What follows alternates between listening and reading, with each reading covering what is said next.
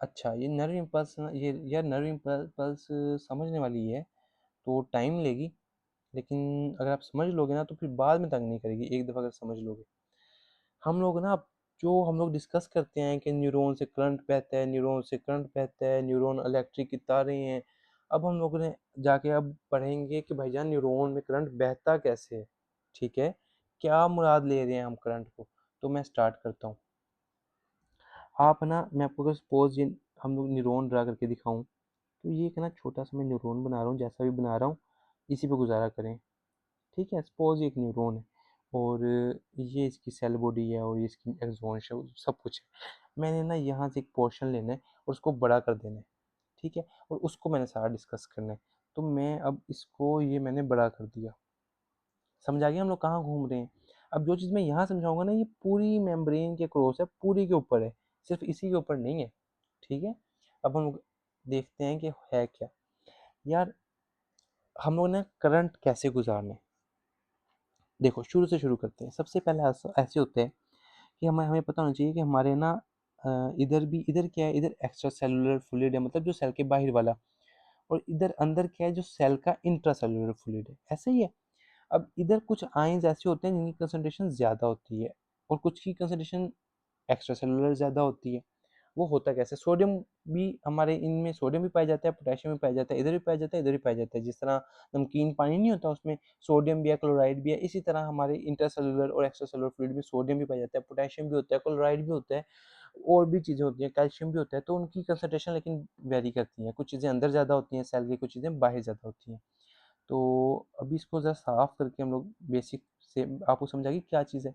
अब बेसिक से स्टार्ट करता हूँ मैं। आप देखो कि हमारे पास एक कंपोनेंट मैंने बना दिया, सोडियम। सोडियम की कंसंट्रेशन होती है बच्चे बाहर ज़्यादा, सेल के बाहर ज़्यादा, अंदर सोडियम की कंसंट्रेशन होती है कम। ठीक है, ठीक है, मतलब सोडियम क्या है, ये इस तरह ना, सोडियम की कंसंट्रेशन कहाँ ज़्यादा होती है? बाहर ज़्यादा होती है, और अंदर क्या होती है सेल के? थोड़ी होती है। समझ आई मैं क्या दिखाना चाह रहा हूँ? हाँ, ये मैं सिर्फ समझाने के लिए, इसको मैं दोबारा साफ कर दूंगा ताकि हमें बाकी असल कंसेप्ट समझने में मुश्किल ना हो। अब हम बात करते हैं पोटेशियम साहब की। जो पोटेशियम है ना, उसकी कंसंट्रेशन होती है, पोटेशियम की सॉरी पोटेशियम की कंसंट्रेशन ज़्यादा होती है अंदर सेल की, बाहर पोटेशियम की कंसंट्रेशन होती है कम। ठीक है, छोटा के बनाया ना मैंने, बाहर कम में। अब इसकी वजह क्या है? इसकी वजह ये है कि हमारे यहाँ ना एक पंप लगा होता है सेल मेम्ब्रेन के ऊपर। ठीक है, एक पंप नहीं होता, इधर भी पंप है, इधर भी पंप है, यहाँ भी पंप है, इस पे इस पे इस पे इस पे, पूरी मेम्ब्रेन में जहाँ जहाँ आपका दिल लगे आप पंप लगा दो ये वाला। लेकिन सिंप्लिसिटी के लिए मैं क्या करूँगा, हम सिर्फ एक पंप लगाएंगे। ठीक है, हम सॉरी,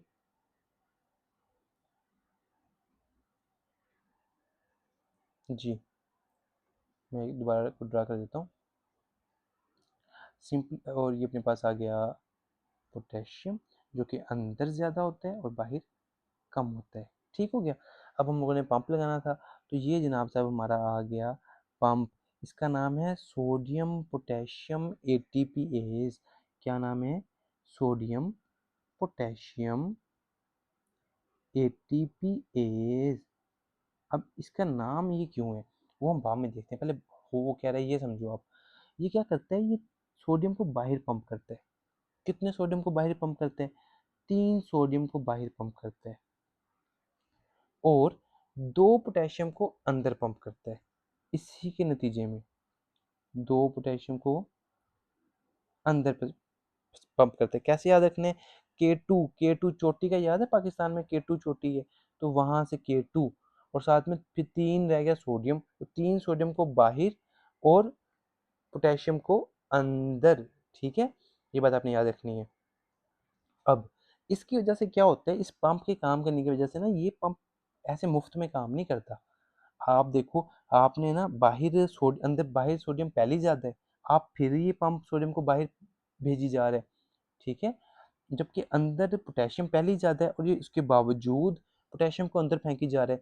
तो ये इसे ज़ोर लगाना पड़ रहा है, ऐसा नहीं हो रहा कि ये आराम से जाई जा रहे हैं। इसको एटीपी खर्च करना पड़ता है। ये एटीपी की एनर्जी लेता है और उसकी एनर्जी को इस्तेमाल करके 3 सोडियम को अगेंस्ट द कंसंट्रेशन ग्रेडियंट कि मतलब पहले भी बाहर ज़्यादा है, ये और बाहर फेंक देता है, और जबकि पोटेशियम पहले ही अंदर ज़्यादा है, ये और अंदर फेंक देता है, लेकिन उसके लिए इसको एटीपी लगानी पड़ती है। तो इसलिए इसका नाम निकला सोडियम पोटेशियम एटीपीएज। ये पंप इस तरह एक्ट करता है, ठीक है। सोडियम 3 बाहर 2 पोटेशियम अंदर, एज ए रिजल्ट क्या होगा, बाहर कंसंट्रेशन किसकी ज़्यादा हो जाएगी, शाबाश, सोडियम की, और अंदर किसकी ज़्यादा हो जाएगी, पोटेशियम की। चलो शाबाश, यहाँ तक कुछ कुछ बात समझ आ गई। मैं इसका ना इसको ज़रा थोड़ा सा साफ कर दूँ, ठीक है। इसका नाम हम लोग मिटा देते हैं, मैं इसको सिंपली बस हम लोग इसको क्या लिखें, इसको जो छोटे छोटे लिख देते हैं, सोडियम पोटेशियम एटीपीएज, ठीक है, इसका नाम आ गया।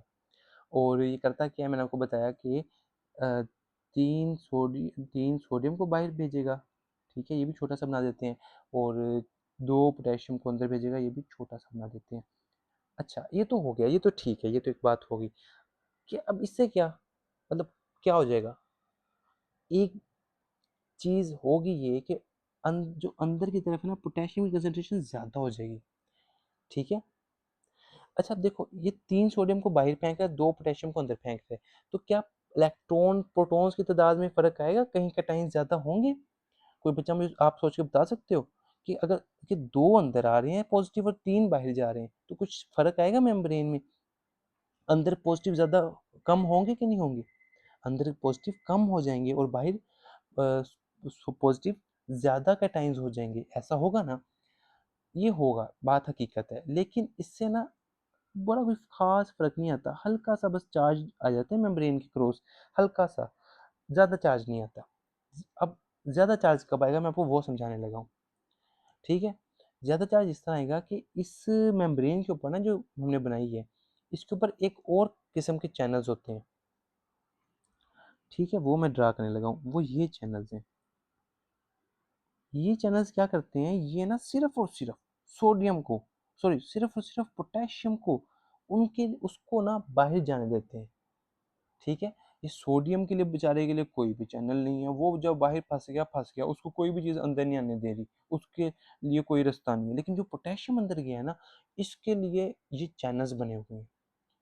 ये क्या करते हैं, ये इस पोटेशियम को बाहर जाने देते हैं, ये बाहर जाना चाहता है ना, अंदर ज़्यादा बाहर कम, तो ये बाहर जाना चाहता है।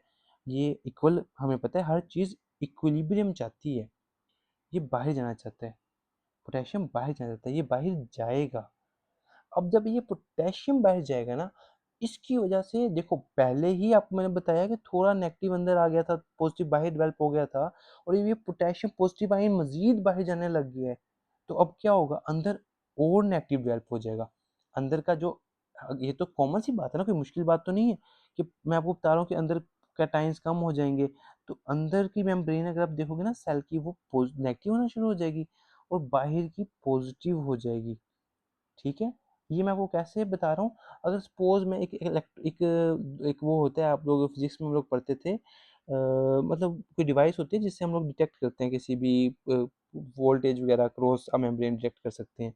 तो वो डिवाइस अगर मैं लूँ और उसे मैं देखूँ, तो मैं देखूँगा जिसमें ना वो मुझे अंदर की मेम्ब्रेन के बारे में बताएगा, तो मुझे बताएगा कि जो अंदर की मेम्ब्रेन है ना, वो आपकी नेगेटिव की तरफ है, वो आपकी एक साइड पॉजिटिव एक साइड नेगेटिव, ये दरमियान वाली न्यूट्रल, वो मुझे कहेगा कि आपकी साइड नेगेटिव की तरफ है, और कितना एग्जैक्ट बताया, negative 70 millivolt, negative 70 millivolt तक का पोटेंशियल बना लेते हैं। समझ आ रही है बात की, पोटेंशियल समझते हो, पोटेंशियल समझते हो कि इलेक्ट्रिकल ग्रेडियंट का डिफरेंस, ठीक है। मतलब शुरू शुरू में आपको कि थोड़े से भी कैटाइंस बाहर गए थे तो -10 का millivolt potential difference develop हुआ था, ठीक है। और चले गए तो -20 हो गया, और चले गए तो -30 हो गया, और फिर चले गए तो -40 हो गया, और एट द एंड -70 हो गया, ठीक है। -70 पे जाके रुक गया। उसकी भी खास वजह है कि अब आप फिर पूछने वाला बंदा पूछ सकते हैं, यार -70 पे जाके क्यों रुक गया, इससे ऊपर क्यों नहीं गया? तो वो बात मैं ना, अब आपको मैं समझाऊँगा तो मुश्किल हो जाएगा आपके लिए समझना। लेकिन मेरी बात फ़िलहाल आप मान लो कि -70 से आगे मज़ीद पोटेशियम बाहर नहीं जाता। उसकी चलो मैं समझा देता हूँ उसकी वजह क्या है। देखो, जो पोटेशियम है पॉज़िटिव चार्ज है, ऐसे ही है। अब क्या ये बाहर पॉजिटिव चार्ज बाहर डेवलप नहीं हो रहा मेम्ब्रेन के, बाहर डेवलप हो रहा है ना, और पोटेशियम कहाँ जा रहा है, बाहर।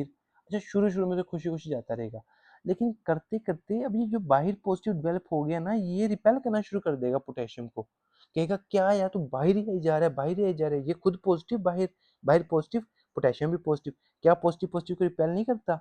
करता है। तो शुरू-शुरू में जब बाहर इतना पॉजिटिव डेवलप नहीं हुआ था ना, तो सोडियम पोटेशियम बड़े आराम से बाहर जा रहा था।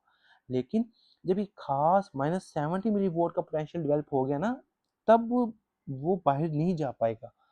उसको ये जो बाहर का चार्ज डेवलप है ना, इनहिबिट करेगा बाहर निकलने से। ये बात आपकी बुक में नहीं है, मुश्किल है, लेकिन मैंने कहा उन बच्चों के लिए जो ज़्यादा डीप डाउन जाना चाहते हैं, जो समझना चाहते हैं बातों को, उनके लिए, ठीक है? तो आपको यहाँ तक बात समझ आ गई है? हाँ, अब ये है तो बड़ी खचमच सी, लेकिन अभी हम बुक की तरफ चलते हैं और देखते हैं कि हम लोगों को कितनी समझ आई है। मज़ीद मैं आपको बल्कि थोड़ी-सी और बातें बताऊँ, तो बुक में ना उसने कुछ और पॉइंट्स लिखे हैं, कुछ और रीज़न्स लिखे हैं कि क्यों सेल की अंदर वाली जो साइड है, क्यों वो नेगेटिव होती है और क्यों बाहर वाली पॉजिटिव होती है। 1-2 रीज़न्स तो मैंने आपको बता दी।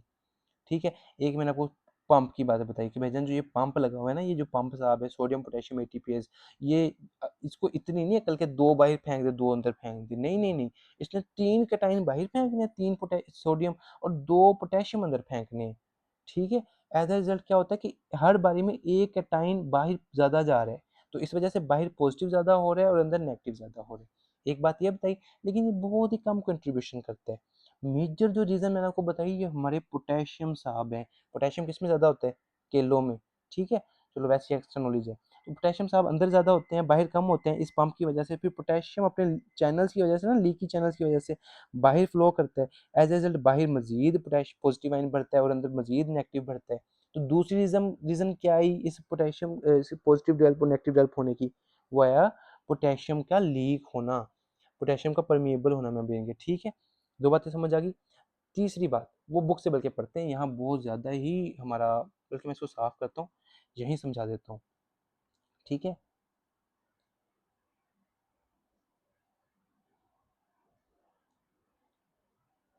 हाँ जी, यहाँ तक तो ईज़ी था, यहाँ तक समझ आ गई। पोटेशियम साहब जो हैं हमारे, वो अपने चैनल्स के थ्रू हम लीक होते भी दिखा देते हैं। तो आपने बस है ना, अब मैं आपको एक्स्ट्रा नहीं बनाऊँगा, आपने खुद ही समझ लेना है कि ये जो ग्रीन में ये पोटेशियम साहब है, पोटेशियम लीक होता जा रहा है बाहर, जिसकी वजह से क्या हो रहा है, अंदर नेगेटिव चार्ज आता जा रहा है। एक ही बनाऊँगा, ठीक है? 1-2 जगह बना देता हूँ बस। अंदर नेगेटिव आता जा रहा है, बाहर पॉजिटिव होते जा रहे हैं। और एक एक एट द एंड एक ऐसी स्टेज आ जाती है कि जब मज़ीद प्रेशर बाहर नहीं जा पाता, क्योंकि बाहर इतना ज़्यादा पॉजिटिव डेवलप हो चुका होता है, तो वो कौन सा होता है, -70 मिलीवोल्ट, ठीक है? इस पे आके वो बाहर नहीं जा सकता मज़ीद। यहाँ तक बात समझ आ गई है आपको? अच्छा, मज़ीद उसने जो बुक में आपकी रीज़न लिखी है ना, एक उसने लिखा है कि आपके ना इसके अंदर जो सेल के अंदर है ना, कुछ और तरह के नेगेटिव अनाइंस भी होते हैं। नेगेटिव अनाइंस भी होते हैं जो कि बाहर नहीं होते, और इनकी वजह से भी ना एक नेगेटिव चार्ज मज़ीद ऐड होता है। ये वह सबकी ना माइनर कंट्रीब्यूशंस हैं इन सब की। मेजर कंट्रीब्यूशन किसकी है? चलो जल्दी बताओ, शाबाश। पोटेशियम साहब की। ये जो बाहर जाते हैं ना, इनकी वजह से ये जो -70 तक बात ख़राब हुई है, इनकी वजह से हुई है। ठीक है? चलो, तो ये हमने बुक को देख लेते हैं। इसको कहते हैं रेस्टिंग, अभी इस टाइम ये रेस्ट में है एक्सॉन, इस टाइम कोई भी करंट पास नहीं कर रहा। इस स्टेट को कहते हैं resting membrane potential. Resting membrane potential क्या बोल मतलब, यार ये बोले तो कि अगर मैं मेम्ब्रेन का आराम, जब जिस टाइम पल्स से नहीं गुजरी, कोई करंट नहीं गुजरा न्यूरॉन से, उस टाइम अगर मैं उसके अक्रॉस ग्रेडियंट चेक करूँ ना अपनी इस डिवाइस के थ्रू, तो मुझे -70 मिलेगा। ठीक है, कितना मिलेगा, -70 मिलीवोल्ट। माइनस जो जो साइन मैं बता रहा हूँ ना, वो अंदर कुछ शो कर रहा होगा।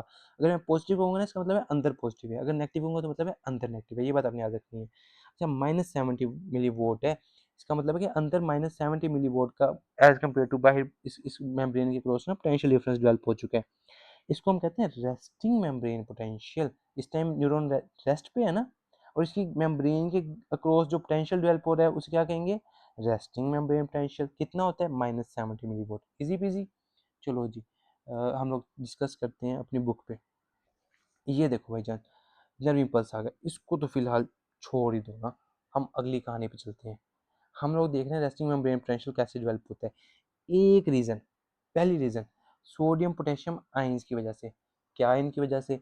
यार वो कहता है कि जो आयंस प्रेजेंट होते हैं ना नर्व के सेल्स के गिर्द और उसकी जो सराउंडिंग फ्लूइड जो है उसके गिर्द, मैंने आपको समझाया था, वो क्या होते हैं, सोडियम होते हैं, पोटेशियम होते हैं आयंस, जो मोस्ट इंपॉर्टेंट है, और भी होते हैं, ये 2 मोस्ट इंपॉर्टेंट है।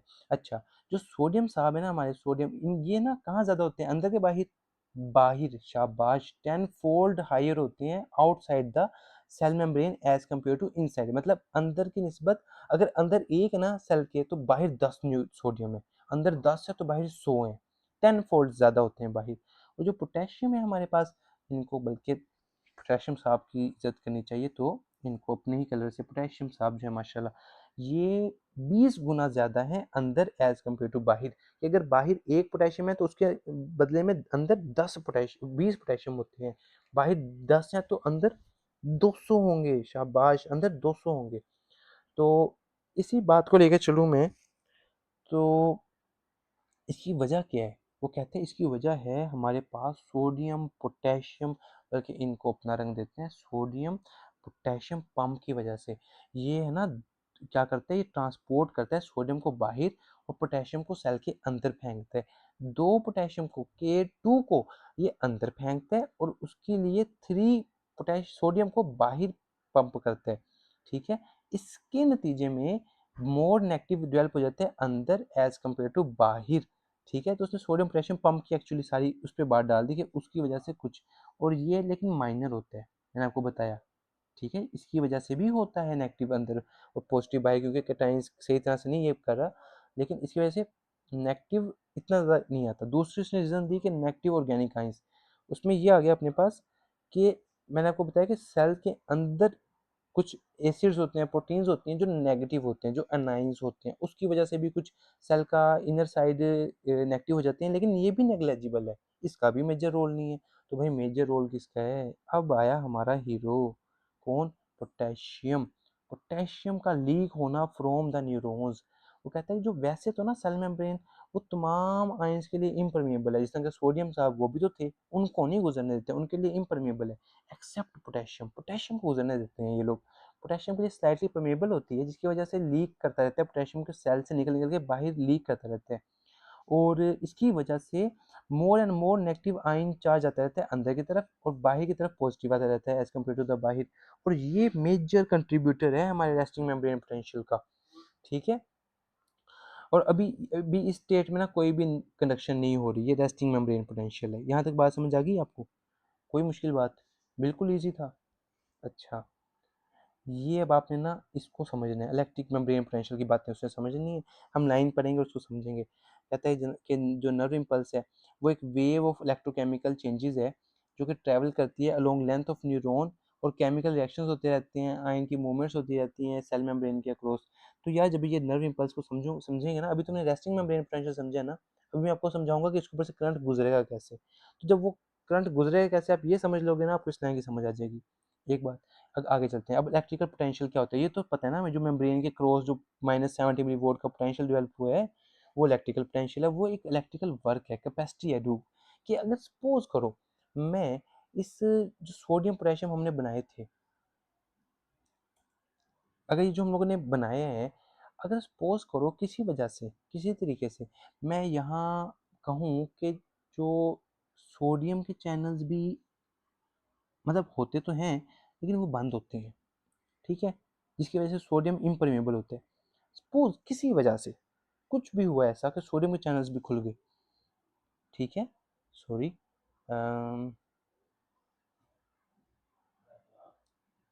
कुछ भी हुआ ऐसा कि सोडियम के चैनल्स भी ओपन हो गए, तो एज अ रिजल्ट क्या होगा कि जो सोडियम है ना वो अंदर आना शुरू हो जाएगा, उसका इनफ्लक्स स्टार्ट हो जाएगा।